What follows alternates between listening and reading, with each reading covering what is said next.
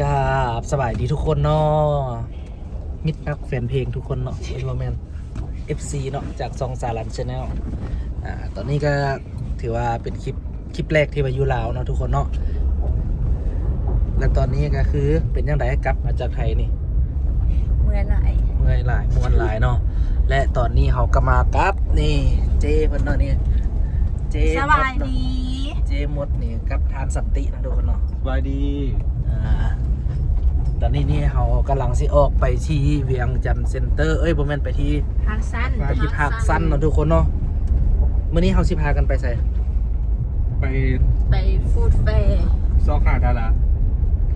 ไปฟู้ดแฟร์เธอก็ตรงเกินไปนะเนาะก็คือว่าช่วงนี้ก็เป็นช่วงเทศกาลอยู่ในภาคสั้นเนาะทุกคนเนาะจะมีดาราตลกชื่อดังมาจากประเทศไทยจากประเทศไทยเพิ่นมาจัดงานแล้วก็เฮ็ดเป็นแบบสไตล์เกี่ยวกับอาหารนี่แหละเนาะแล้วก็มาโซโตมาอีหยังแต่ว่ามื้อนี้นี่ก็ดีใจแฮงๆนะทุกคนเนาะที่ว่าสิได้ไปเบิ่งกันย้อนได้ไปเบิ่งตลกเบอร์1ของประเทศไทยแล้วก็ต้อมก็ค่อนข้างมักเบิ่งที่สุดเนาะไอ้มัมกับเจ้านะทุกคนเนาะไปนี่ก็ถ้าเบิ่งทุกคนว่าไปแล้วทางเลยหมดแน่ทางอ้ายแดทางแอมแดเนาะเพิ่นสิยอกจังได๋เนาะยอกไอ้มัมเนาะแล้วก็สิมีหลายคนอีกได้ทุกคนบ่ได้มีแต่ไอ้มัมเด้มีป่าเทพแดสาคิดนี่ถือว่าอ้ายเป็นโตเนาะมักเบิ่งอันนี้นะเบิ่งแต่ EP 1จนมาฮอดปัจจุบันนี้ก็ยังเบิ่งอยู่ยังติดตามอยู่เนาะโดยเฉพาะก็คือสักกลินดาวไลท์แต่ว่าเพิ่นบ่ได้มาสักกลินฮะเนาะแต่ว่าสิไปเบิ่งไอ้สาคิดแล้วก็มี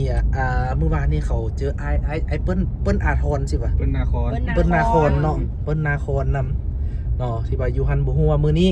เวลาไปแล้วก็เฮาสิไปเจอผู้ใดแดแต่หลักๆก็ขอเจอไอ้มัมก็พอเนาะเฮ็ดจังได๋คันเจอไอ้มัมสบายดีกะเจ้าที่มาบ่ไปเชียงรายกะฉะนั้นเฮาต้องเรียนซับก่อนไปเด้อทุกคนปี้นี่มันหยังวะพี่อ๋อบ่เป็นพี่เด้ปี้มันข่อยบ่เนาะไอ้เนาะปี้ก็เป็นอายติคือภาษาลือปี้แปลว่าหยังก่อนแปลว่าอายเหรอก็อายเหรอวะปี้สบายดีสวัสดีกับเจ้าซ้อมทุกคนซ้อมก่อนนะซ้อมก่อนไปเจอสบายดีกับเจ้านี่เอ้าอันนี้เด้สบายดีเด้สบายดีนะลูกสบายดีครับผมแท็กเด้ยิ้มแล้วเพิ่นหากก็ให้ทุกคนไปหาอยู่เงินเจอต้อมเท่าใดบ่มีเท่าใดสิบ่ให้ทุกเทื่อต้อมมากวนปานเห็นพี่เห็นต้อมเนาะแล้วก็พี่น้องแต่ละคนมักเอาซื้อต้อมนี่ไปอ้างให้เด็กน้อยย่านเด้เป็นตาสั่งพี่น้องดังพอก็ได้ต้อมมาแล้วกินข้าวได้ต้อมญาติได้หลานเห็นอะไรแม่นผู้ใดก็ต้องย่านนั่นนะโอเคฉะนั้นเขาก็ไปเจอกันอยู่ที่ภาคสั้นเลยเนาะไปเบิ้งเขาสิเจอผู้ใดได้โอเคโอเคตอนนี้เขาก็มาฮอดที่เวียงจันทร์เซ็นเตอร์แล้วเนาะทุกคนเนาะภาคสั้นนะทุกคนเนาะนี่มาหยุดก่อนได้นี่เบิ้งผู้น้อยนี่สบายเหลือเกินนี่สบายเพิ่นนะ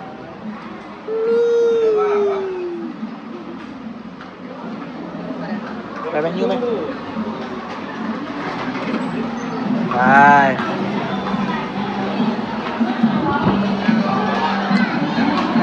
เข้ามาฮอดทุกคนนี่กำลังจะมาเจอกับนี่ป้ายนี่เลยนี่มัมกับมัมฟู้ดแฟร์ไปสิคนไปถ่ายเปิดคลิปไปเด้อเปิดคลิปอ่ะไปซะนะไปถ่ายสั่นไปตอนนี้ก็สองผัวเมียก็ถ่ายกันนะทุกคนเนาะสองผัวเมียก็เลยถ่ายอยู่ไหนบ้าง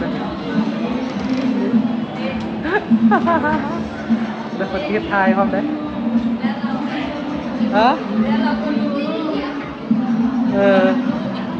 อันนี้กันลูกเนาะแต่ว่าลูกไอ้โอ้ยบายด้วยแฟนแล้ววันนี้บา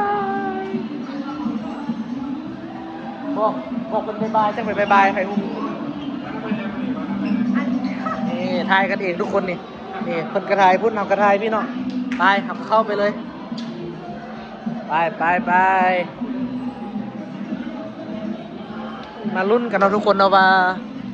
เอาสิเจอบอเนาะเจอดาราไทยจะคนบอวันนี้ฮันไปเป็นพุตตี้ไอศครีมเนาะเข้ามาทุกคนเนาะ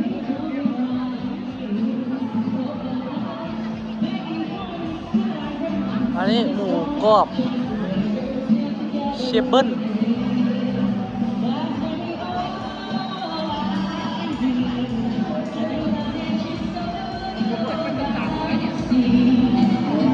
นี่จะเป็นบรรยากาศนะทุกคนเนาะบรรยากาศภายในเนี่ยคนจะค่อนข้างหลายเลยหลายคนข้างในนี่ตอนนี้ก็ถือว่าเข้ามาทางด้านขวาเนาะก็ยังบ่เจอผู้ใดเจ้าคนปะนี่ เจอผู้สาวนี่เจอผู้สาว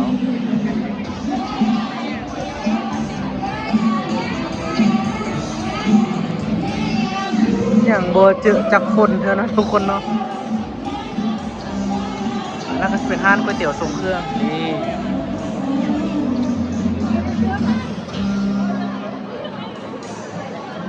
โหอันนี้นะทุกคน อันนี้เป็นซิกเนเจอร์ของคนเวียงจันทร์เลย ซิกเนเจอร์ มันคือเนี่ย เอาแบบ ทอดมันกุ้งกันวะ แม่น โอ้คนหมักแห้งเลยนี่นะคนหมักแห้งคนลายนี่คนต่อคิวกันพวกปั้นก็มีแต่ปั้น น้ำฟอง ไปเขาไปย่างเลาะเบิ้งไปมดกันไปเขาทุกคนอากาศค่อนข้างร้อนแล้วก็คนก็หลายนะทุกคนนะตอนนี้เนาะแต่ว่าก็ยังโบเห็นดาราไทยจักคนนะทุกคน ยังบ่เห็นจักคนเด้อตอนนี้นี่ ใส่เนาะ เดี๋ยวทุกคนวันนี้เขาสิเห็นบ่ เก่ารัดนี่ของโปรดนี่เอาไหมเอ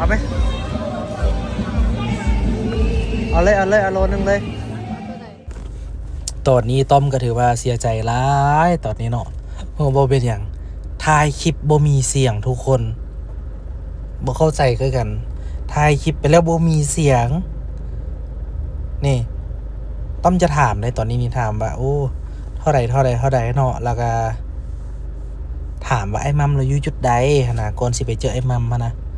โอ้ยจะเป็นอย่างว่าเสียงโบได้จึงได้มาพาเขาอยู่ในนี้นะนี่ถ้าเบิ่งเด้อนี่หลังจากโซเงินปุ๊บนี่ขอบใจแม่ค้าแล้วก็ต้อมกระทำแม่ค้าดิว่าไอ้มัมเพิ่นอยู่ใส่แต่ว่าโบเข้าใจว่าเป็นหยังเพิ่นคือว่าโบได้ยินเสียงเนาะนี่ต้อมจะถามนี่ตอนนี้นี่สวัสดีครับอย่างประมาณนี้นี่ถ้าเพิ่นก็ซี่ไปไอ้มัมจุดนั้นเด้อนี่เราก็บ่ได้ยินเสียงเพราะเรื่องเงิดบ่เงิดเดี๋ยวนี้นี่แล้วก็ต้อมกับแอมก็ออกไปเลยโอ้ยตอนนี้นี่ทุกคนนี่อุ้ยอย่าให้เด้ขออนุญาตเด้อไอ้มัมเด้อขออนุญาตถ่ายคลิปเด้ออุ้ยคนหยอกมามิเอาโทรศัพท์มามิมาจะถ่ายรูปให้สบายดีไว้สบายดีไอ้มัมไว้1 2กล้องงัวใช่ปะ1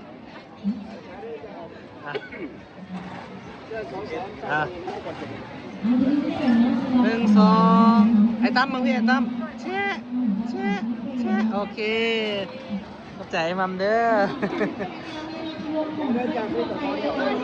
ไอ้เอาไหม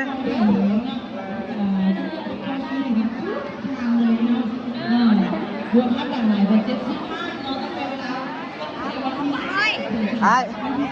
จะพายให้ผมเด้ถ่ายคลิปให้ผมเลยมากล้องมันไหมถ่ายรูปผมพยายามไปถ่ายให้นะกล้องถ่ายรูปให้ข้าพเจ้าเนี่ย จะทายเลยได้นี่ ใช่แล้วอ่ะ ถ่ายเรียบร้อยเป็นหยอกผมเกมเป็นเกมตั้มพร้อมได้เอาไปถ่ายรูปให้เลยมาเอารูปมีต่างหาก นี่นะถ่ายรูปวิดีโอ กับผมดูแจ้ง โตอยู่ดูหมา เดี๋ยวครับไปแล้วส่งให้กล้องจะถึงมือ ถ่ายรูปไม่ได้ ตอนนี้เนาะได้ทายกับพี่หม่ำเรียบร้อยเพิ่น คุณยิ้มหวานจัง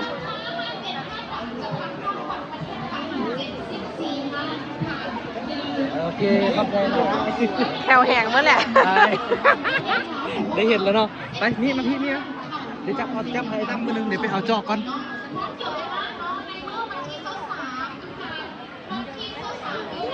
นี่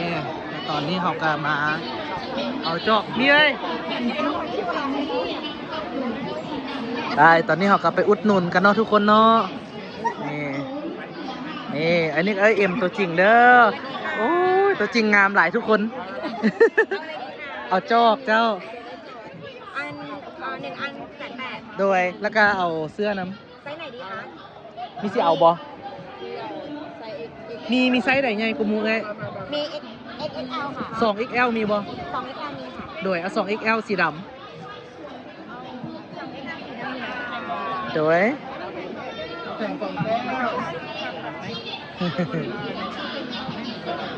นี่ส่วนไอ้มัมยืนละไอ้มัมยืนเรียบร้อยนี่โอเคแล้วเอ็มอุ้ยตอนเบิ้งกับพิษเอ็ดแหลกไปแกล้งไอ้มัมโอ้ยมวนแหงเนาะทุกคนเนาะ อันนี้1 ตัว แมน แล้ว จ ก็ อก อันนี้1 อัน โดย เอาเสื้อ2 ตัวไหม500,000 ตัวเดียวครับผมเอ้ยมีเอาบอเอาตัวหนึงบอ มีเอาบอเอาก็เอาแม่เอาไว้ใส่ปีใหม่บอ เอาไหมเนี่ยไซส์ M เป็น บอเปลือกสีดำมันจึงแร่มันจึงอันนา บอแร่ไว้ เป็น680,000 ค่ะ พอมีได้เอาไซส์หยัง ไซส์ M อ๋อ ไซส์ M กับ2 โดย เดี๋ยวขอแล้วขอดูสติ๊กเกอร์นะคะสีแดงสีขาวดูสิ พอเปลือกสีด จะมารับ ำนี่ ดำกับสีขาวใช่ค่ะ ความชั่วกับความดีพี่ โดยขอบใจหลายๆอยากให้ทุกคน อันนี้จะเป็นเสื้อเดี๋ยว เกือบ1,000 บาททุกคน เกือบ1,000 บาทเนาะเสื้อนี้เบอร์ M แล้วก็เสื้อต้อมเบอร์ 2XL แล้วทุกคนเนาะผมว่าสิใส่ได้บอ 2XL ก็ได้ แต่ว่าตื่นเต้นแฮงทุกคนที่ว่าได้เจอไอ้มัมตัวจริงเสียงจริงเนาะว่าสิหยอกกับบอกกล้าหยอกก็จะได้บอกกล้าหยอกคนมันหลายแล้วก็ เสื้อคนสุดท้ายเลย ถ้าได้ทายน้ำเมื่อกี้กำลังกินน้ำมาปวดกรามบอกว่าแล้วนั่งแล้วยิ้ม ปวดได้ตอน เอ้า ลายดอง ลายมุม ปวด นี่ แขน มุมนี่ก็มีกล้อง ปวดนี่น่ะ มีกล้องมี เมื่อยไหนยิ้มแต่ว่าเป็นโบเมื่อยไหน เมื่อยทุกคนปวดแขนปวดขาแล้วครับนี่ผมยิ้มยิงแค่เอาดิโอเคไปโอ้ดีใจแฮงแล้วทุกคนหัวใจจุดเต้นตุบเลยทุกคนได้เห็นไอ้มัมมื้อนี้นี่ขนาดไปวันนี้เราก็สิไปซอกบอลนางแป๊บหนึ่งก็เนาะบุ้งว่าสิเจอคนอื่นอีกบอไปทุกคนไปกินหมึกสดกันทุกคน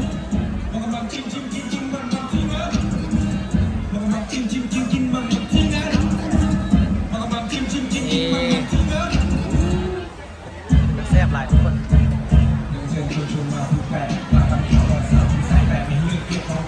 กินซีฟู้ดเอาสิ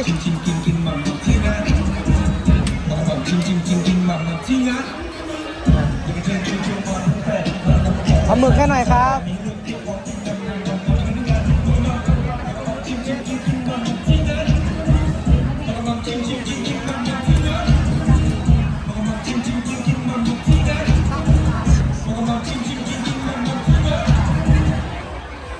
80,000 กีบ100 บาททุกคนเนาะ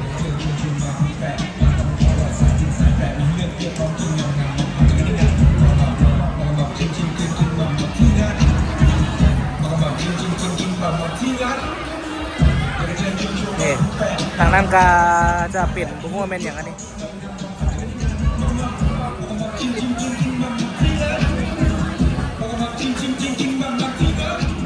ไปทุกคน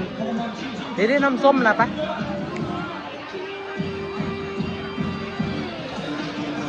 ไปหาน้ำส้มกินเดี๋ยวมาได้แม่โอ้เดือดรอยเรานี่น้ำส้มให้เนี่ยน้ำส้มให้เนี่ยเป็นยัง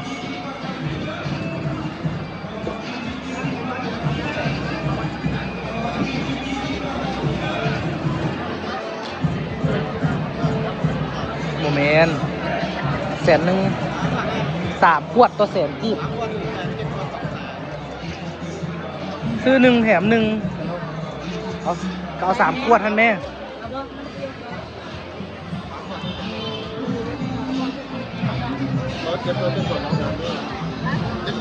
3 ขวดแสนกีบทุกคน2 แสนขวดปกติขวดละ40เอาถ้าก็เอา2 ขวดไหม2 ขวด80,000ขวดละ40เอา3 ขวดเลยกันแล้ว เอาแม่จะได้ก็เอาแม่เอา3เด้อ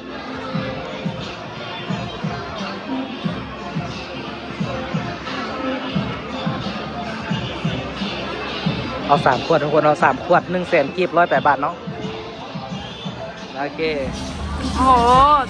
เต็มมือเลยทุกคน แป๊บเดียวก็ชิมมัน2,000 บาทละ ตัวใหญ่ กระซูนเต็มปากเต็มคำทุกคน แซ่บเลย น้ำจิ้มกับเจ้าแซ่บ จิ้มแบบ น้ำส้มก็แซ่บเลยทุกคน น้ำส้มกับแบบส้มแห้งส้มนะส้มแท้ๆเลยส้มลวก นี่เด้อทุกคนทานน้ำส้มแซ่บ คำนึงมาทุกคนเอ็มไม่ได้กินแล้ว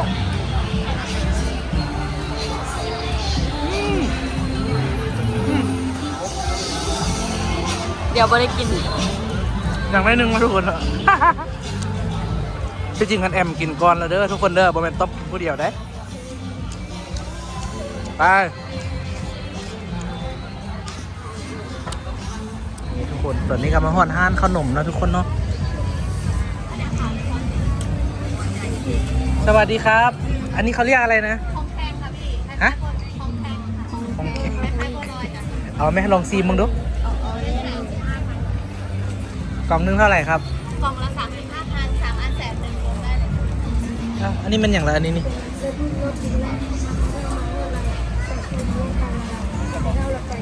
เจ้าอยากกินยัง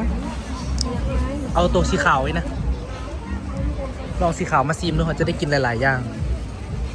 มันค่อย50 พันนี่ค่อยดีจ้ะ เอาสีขาว ไปกินไข่เต่า เปิดเลยพี่เปิดเลยชิมเลยครับขอบคุณครับ ไปทอดจังให้หน่อย ไข่ชิมมึงดู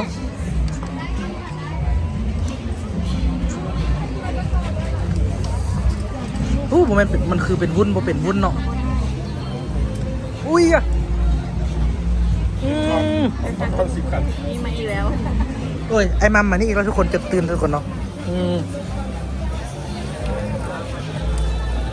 ไอ้มัมมาอีกแล้ว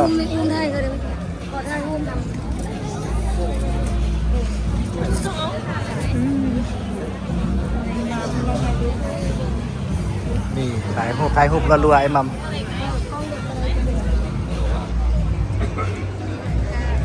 เป็นยังไงแซ่บบอป้อนเขาวแดงแซ่บแซ่บเอาไปต้อนพ่อแม่ได้บอกนี่เนาะให้แม่ นั่นแล้วผมอ้วนนะไม่ไปซื้อเทียบกัน ไป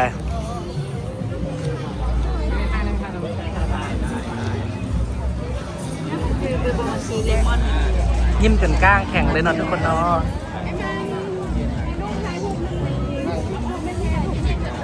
ไปตอนนี้เราไปซื้อยัง ทอดมันกุ้งไข่พอกับเมย์ ทอดมันกุ้ง พอกับเมย์มากิน พอกับแม่มากินไปจัดไป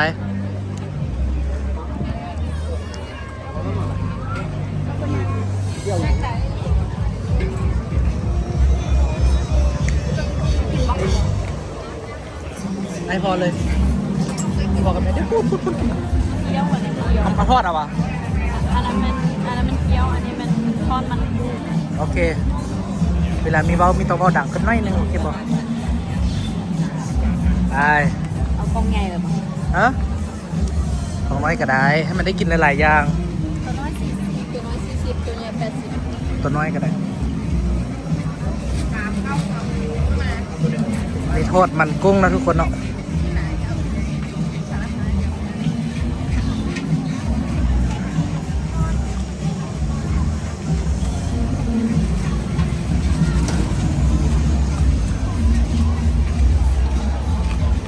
ตอนนี้ก็มาถึงบูธ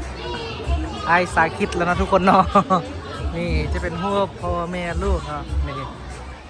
3 คนเนาะไปอันนี้เพิ่นขายอย่างเนาะไปโอ้เพิ่นขายหลายอย่างเด้อโอ้ยเห็นแต่เมียเพิ่นทุกคนนี่เมียเพิ่นใส่ชุดสีแดงเลย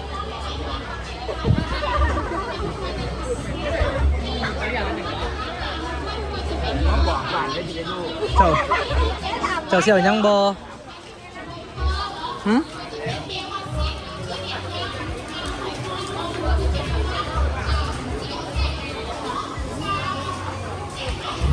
ตัวเห็นในซาคิดซ้ ตัวเรากลับไปแล้ว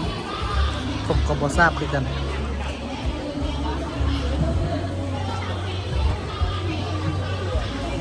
เล่มฟังไหมดิเอาบอนับดิ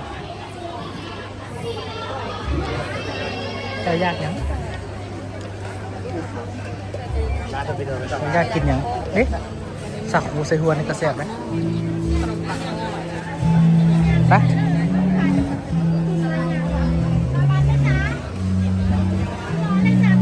มัดเลยดิอ้อมมัดเลยนะมีกระเพาะปลากระเพาะปลาข้าวอ่อน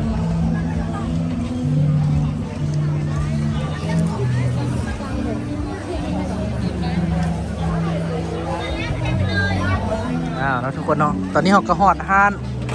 นายเกาะเก้าเกียบเห็ดหอมนะทุกคนเนาะลองซิมมึงดูเป็นยังไงบ้าง ครับ กรอบแซ่บเอาบ่เอาไปตอนนี้พ่ออีแม่เนาะ แม่น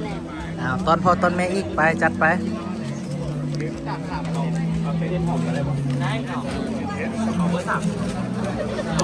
เอา3 ถุงเลยเด้อ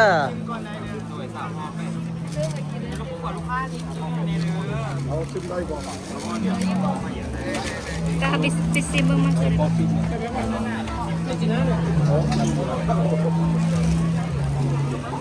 เราก็เสี่ยว3 ถุงนะทุกคนเนาะไปตอนพ่อแม่นะทุกคนเนาะนี่ได้แล้วทุกคนนี่ ได้2อย่างก่อน เลยยืมมือพี่อีกเด้อนี่ไป กับแม่กับมา ไปไปยังอีกบอ เราจะกินอะไร ฉันตอนนี้ก็อิ่มแล้วนะเธออะไรอยากกินอะไรข้าวบออะไรจะเป็นข้าวกล้องนะทุกคนเนาะนี่ซิมดูเอามาซิมดูเอาหมูมาซิมไหมจับให้เลย เฮ้ยมี3 หั่นเบอร์ มีให้ซิมทุกคน 20,000คือ20,000เหรอ ใช่พี่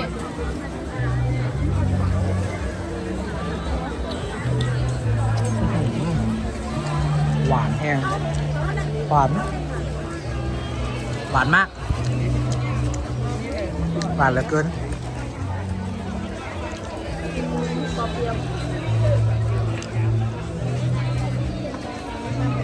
เอ๊ะหันกลับ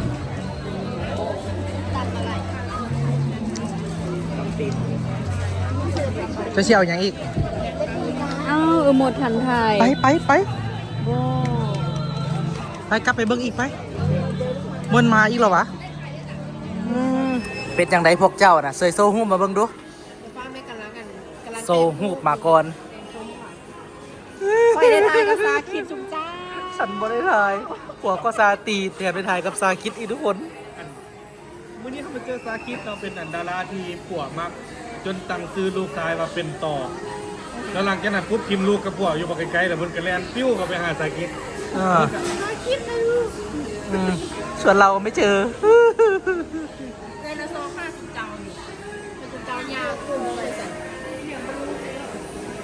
เอาไหมจะถือว่าเราได้หลายสิ่งหลายอย่างทุกคนได้ทั้งเสื้อได้ทั้งจอกได้ทั้งเกาลัด อันนี้มีแต่ของต้นล้วนๆนี่มีแต่ของแม่มักมีแต่ของพ่อแม่มักนะทุกคนเนาะเป็นของต้นไปให้เพิ่นแล้วก็ประสบผลสำเร็จอย่างหนึ่งก็คือว่าจุดประสงค์ที่มากันมาเพื่อเจอพี่มัมนะทุกคนเนาะแต่ว่าห้องไปกันสาคิดแต่ก็ต้องบ่เห็นแต่ว่าไอ้หมดเห็นก็บ่เป็นอย่าง